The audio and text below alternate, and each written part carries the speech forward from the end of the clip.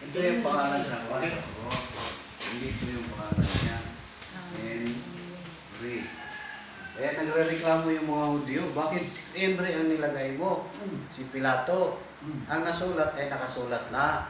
Huwag nyo nang baguhin. Kasi ayaw ng mga Hudyo.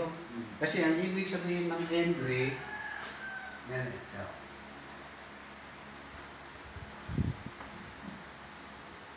Yeson. Oh, Yesu. M. Yeson.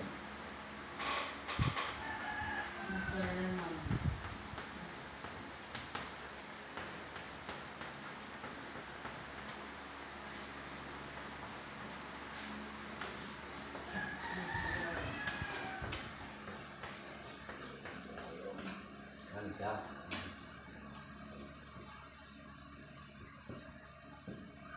And Yesum, Nazarenum, Rex, Judiarium. Judiarium. Sa English, ito ang pangalan niya sa English. Jesus of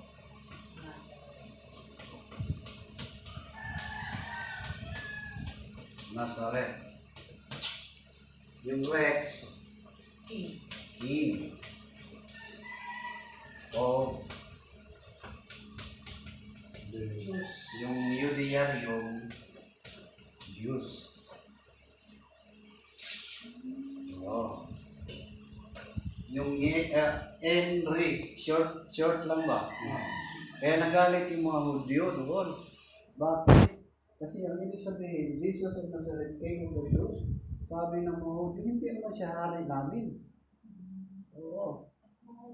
Hindi naman siya hari namin. Bakit nilagay mo sa cross na hari ng mga Hudyo? Sabi ni Pilato, ang nakasulat ay nakasulat na. Hindi na pwedeng baguhin. Eh, hindi na, nagreklamo yung mga Diyos. Nandun na yung Henry. Tapos yung kuha naman, yung mga pari na nagmisa sila lagi, may nakalagay GHS. Malaki talaga yung sa kuha nila. Dito. Sabi yata tawag dun eh. Oo. Sutana sa sutana. Oh, Pangsakop eh. Pangsakop eh. Pangsakop. Sige, basta kayo. Kumakot Ito, J. Pero ang basa, ay siya pagbasahin ay. Sige, kumakot ito siya.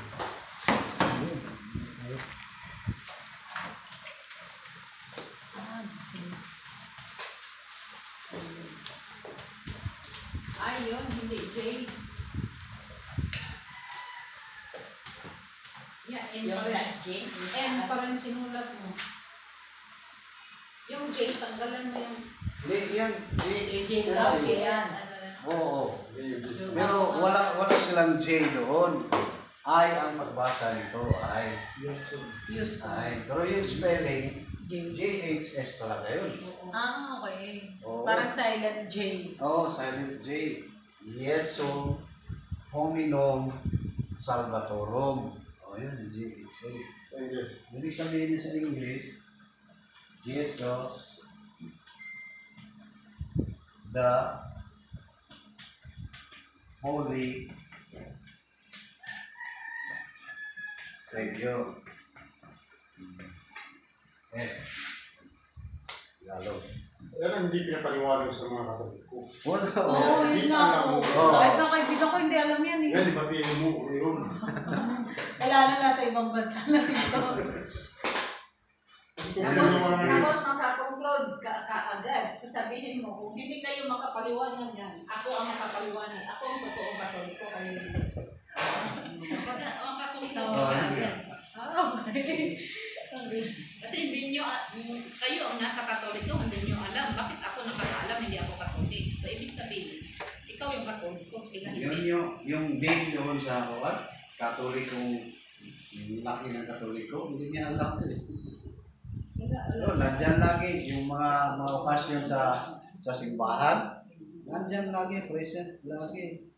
Yung maggalat, ano. Pero pag nakita nila ito, tinanong nila sa mga kaparian, Ito lang, hindi rin Papasok kami sa simbahan, mga patay. hindi rin magbibigay ng Tawa meaning. Ay, hindi nila alam. Oo.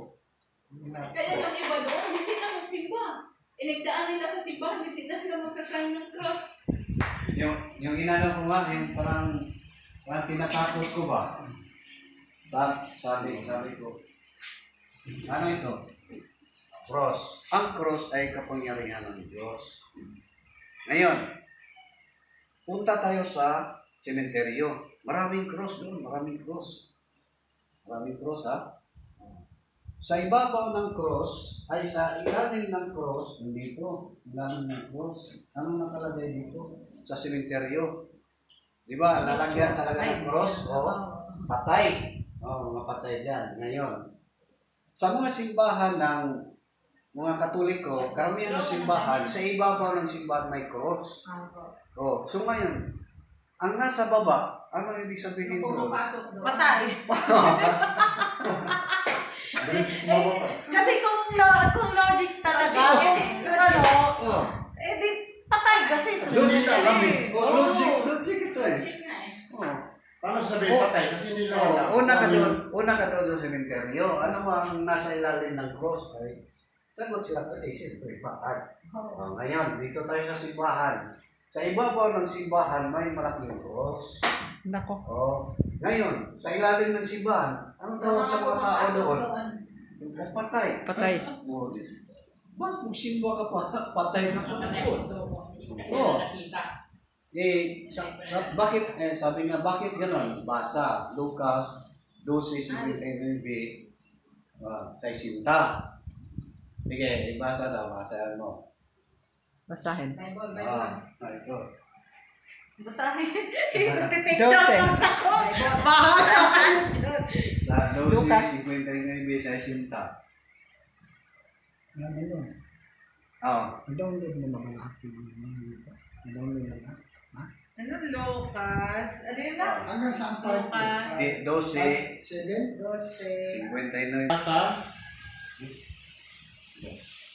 Katapusan, apat ha. Ay, mamuhong. Oh. Sabitan Sa iba, sumunod ka sa akin, datapwat, siya ay nagsabi, Panginoon, tularan mo ba? Tulong muna akong makauwi at mailibing ko ang aking ama. Datapwat, sinabi niya sa kanya, pabayaan mo ilibing ng mga patay ng kanyang sariling mga patay. Datapwat, sumahong ka at ibalita mo ang kaharian ng Diyos. Anong verse yan, Tito? Lucas 9. 15. 12:9. 9. 9. 9:59:60. Oo. Sabi niya, hayaan mo ang mga patay na maglibing sa kanilang sariling mga patay. So, ilogic mo siya. Sabi ni Kristo, hayaan mo maglibing ang mga patay sa sarili nilang patay. Paano makalibing yung patay? Practical ka. Patay na yun eh. Patay na yun.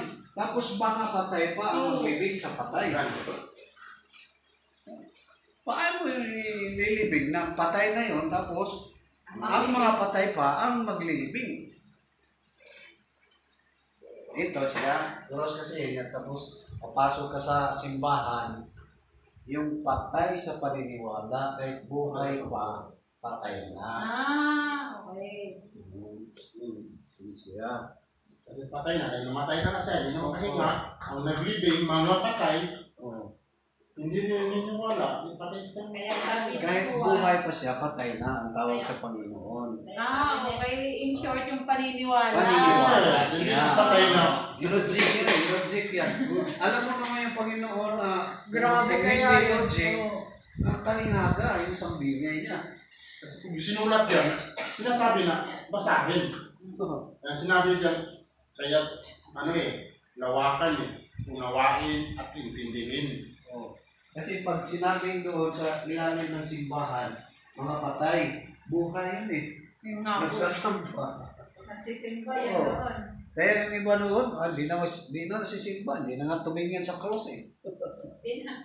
O tapos dito may Muslim kasi doon, pag dumadaan sa simbahan, nagsasign ng cross. Ngayon, hindi na daw sila magsasign ng cross. tama yun. Halimbawa may ang patay pinasok sa simbahan. Oo. Ngayon, Patay. paglabas doon, mga patay, daga na kayo maglibing. Oo. Di ba?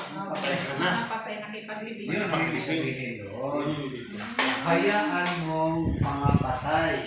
Ang mga patay, marami yan. Hayaan mo ang mga patay na maglibing sa sariling patay. Ama pa niya, sabi niya, magtuturo.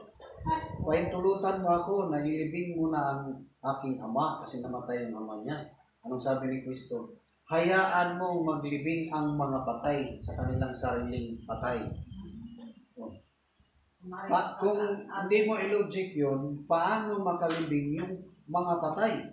Patay na nga eh. Ang ibig pala sabihin, buhay na nga pero patay na sa paniniwala. Kagaya sa kuwan, nung nakasulat Santiago 2:17. Nandoon yung explanation eh. Hindi nag-take down note ako dito. Anong verse po? Santiago 2:17. Yun ang patunay. Santiago 2:17. 17. Na sabi ng mga pastor, mababasa ba word for word? Sige. Basahin mo sa Santiago 2:17. Anong English daw po ng Ngayon Santiago? din naman. Saint James. Sige, tata. James. Ngayon din naman, ang pananampalataya na walang mga gawa ay patay Kagaya sa sa kanyang sarili. na. Meron. Sumagot pa sa ano? Ulo. Oo. Sasabihin ng isang ano pa ba ito? Sige, dito. 17. Kagaya sa espiritu. Sige, lang. ng espiritu. Oo. Kagaya sa katawan na walang espiritu ay patay. Kaya kung walang pananampalataya, patay pa rin. Wala sa gawa. Pero naniniwala siya, kung wala sa gawa, ay patay pa rin. O sila ang ibig sabihin doon. Na kahit buhay, patay na rin. Kasi sa panampalataya hindi sila nananampalataya. Kahit buhay sila, patay pa rin. Sila ang tinutukoy Nagsamba doon. sila sa bungangara eh. Tapos yung ugali wala rin. Mabasa yan eh. Nagsamba sila sa... Yan ang ibig sabihin. Sila ang tinutukoy doon na hayaan mo yung mga patay na maglilibing sa kanilang patay, sariling patay. Kung sa logic, paano nila may libing? Puro patay na eh. Pero, ayon sa Santiago 2:17, ang pananampalataya kung walang gawa ay patay. Ibig sabihin, buhay pa pala yun.